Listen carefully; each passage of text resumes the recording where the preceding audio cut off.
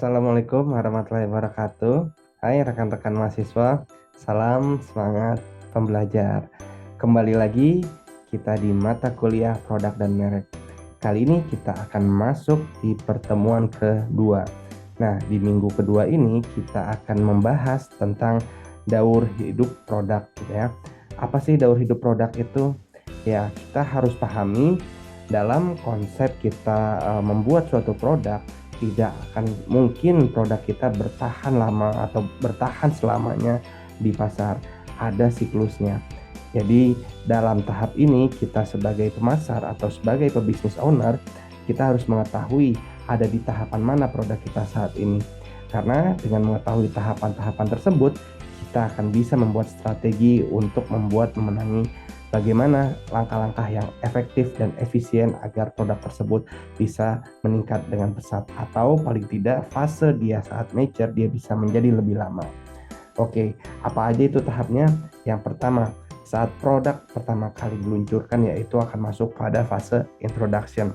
Lalu kemudian akan masuk ke fase growth atau pertumbuhan. Lalu akhirnya produk ini akan menjadi matang dan akan berada di fase mature.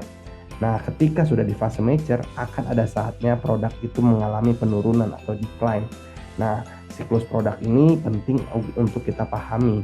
Dengan kita memahami tahapan-tahapan setiap produknya, kita bisa melakukan strategi. Jadi, pada pertemuan kedua ini kita akan bahas tentang semua siklus daur hidup produk. Terus habis itu bagaimana strateginya. Mulai dari strategi dia untuk tahap pengenalan atau introduction, kemudian strategi dia pada tahap pertumbuhan, strategi growth-nya, bagaimana strategi dia di saat tahap mature, dan bagaimana ketika produk ini mengalami kemunduran, apa strateginya. Nah, di sini kita akan pelajari lebih lanjut tentang daur hidup produk gitu ya. Karena dengan kita mempelajari daur hidup produk ini, otomatis kita akan siap memberikan produk ke pasar, dan juga kita siap untuk mengevolusi produk tersebut agar menjadi lebih baik dan akhirnya memunculkan produk yang baru dan siap untuk diluncurkan. Dan juga harapannya ketika kita mempunyai strategi yang tepat, daur hidup produk kita akan lama di saat proses mature-nya.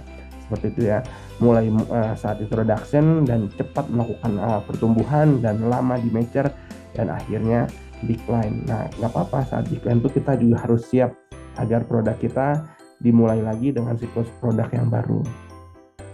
Oke, rekan-rekan mahasiswa, selamat belajar di pertemuan kedua ini.